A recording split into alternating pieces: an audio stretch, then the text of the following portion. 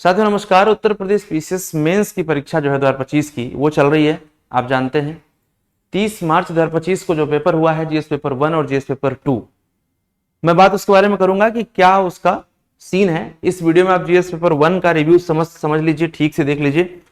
सबसे पहले पेपर के पैटर्न पर बात करते हैं जो हमारे भाई आगे पेपर देने वाले हैं। 26 का मेंस, 27 का मेंस जो टारगेट कर रहे हैं उनके लिए सबसे पहली चीज ये है कि पेपर 200 नंबर का आपका होता है, आप जानते होंगे। 20 प्रश्न इसमें दिया गया है। 10 प्रश्न आपके जो है वो थोड़े 125 शब्द वाले हैं और बाकी जो 10 हैं वो 200 शब्द वाले हैं। इनको हम दीर्घ उत्तरी कहते हैं, इनको लघु उत्तरी कहते हैं। ठीक है, खास बात क्या है कि सभी प्रश्न अनिवार्य है, यानी कि यदि प्रश्न आपने एक भी छोड़ा तो वहां से मामला गड़बड़ होने लगता है। इसीलिए पहली कोशिश क्या करनी है कि आपको प्रश्न जो है अटेम्प्ट करना। अटेम्प्ट कैसे करोगे ये पता चलेगा कि हमें किस दिशा में आगे बढ़ना चाहिए। तो डायरेक्शन देखो जरा, कहां से पता चलेगा? क्वेश्चन पेपर से। पहला क्वेश्चन कह रहा है कि मौर्य काल में कला एवं प्रौद्योगिकी, यानी कि आपको एंशिएंट से लेकर के मॉडर्न तक आर्ट एंड कल्चर पर अपनी कमांड रखनी चाहिए और ये क्वेश्चन बहुत बार रिपीटेड है। ठीक इसी प्रकार से 19वीं शताब्दी में भारतीय सामाजिक धार्मिक सुधार आंदोलनों में स्त्रियों की भूमिका एक प्रमुख चिंता का विषय, यानी कि जो आप प्रीलिम्स में पढ़ते हैं उसी को मैग्नीफाई करके आपको सोशियो रिलीजियस रिफॉर्म में 19वीं शताब्दी में पढ़ना ही पढ़ना है। और कोई भी क्लास आप करते होंगे तो ये टॉपिक आपको पढ़ाया ही जाता है, इसमें कोई शक नहीं। ठीक है, आगे देखें।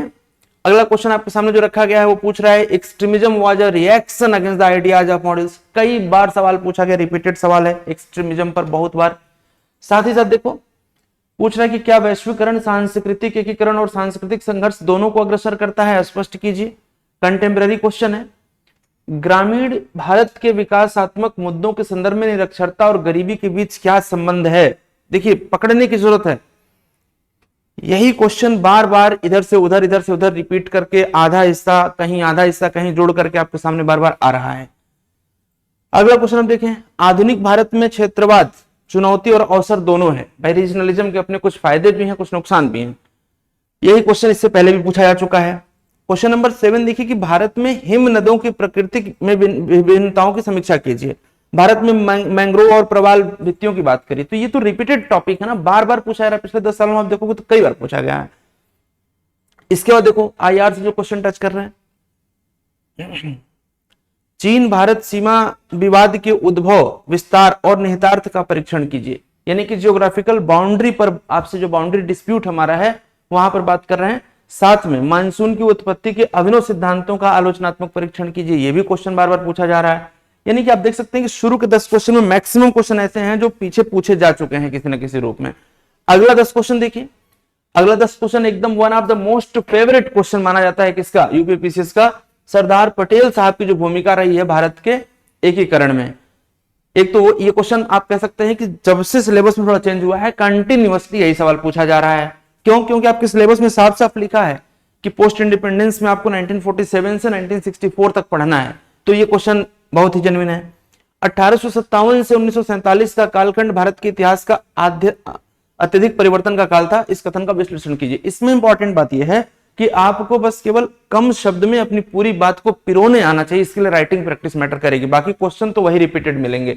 जर्मनी के एकीकरण पर सवाल है, नगरीकरण से संबंधित सामाजिक आर्थिक समस्या पर सवाल है, सब रिपीटेड सवाल है, समझ रहे हो आप।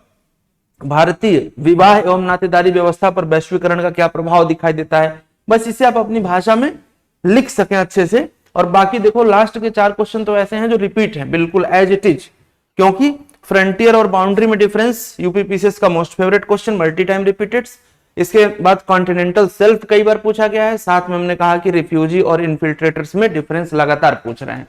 तो ये क्वेश्चंस रिपीटेड हैं। इससे क्या हम निष्कर्ष निकाल सकते हैं कि यदि आप यूपीपीसीएस की तैयारी कर रहे हैं तो ऐसे में आपको प्रैक्टिस पीवाईक्यूज का करना पड़ेगा, ताकि जो रिपीटेशन वाला क्वेश्चन आ रहा है उस पर आपकी कलम तेज चले और बहुत ही खतरनाक चले। खतरनाक का मतलब आप कुछ ऐसा लिखें कि एग्जामिनर आपको सबसे अधिक नंबर देने के लिए मजबूर हो, ताकि एसडीएम बनने की जो राह है वो ओपन हो जाए और आपका बार बार जो प्री मेंस इंटरव्यू की साइकिल में आप फंसे हुए हैं उससे आप बाहर निकल सकें। ठीक है, तो इस प्रकार से आप देख सकते हैं कि जीएस पेपर 1 का जो रिव्यू है हमें कंक्लूड कर सकते हैं कि पेपर बहुत ही सिंपल कह सकते हैं आप, और on the basis of previous year papers बहुत ही आप मॉडरेट या इजी भी कह सकते हैं। कोई ऐतराज इसमें नहीं, आपको अंदर लिखने की कला है। तो चैनल को सब्सक्राइब करिए, हर पेपर का रिव्यू और पेपर समाप्त होने के बाद सभी क्वेश्चंस का आंसर फॉर्मेटिंग सब कुछ कराऊंगा। ठीक है, बहुत बहुत धन्यवाद।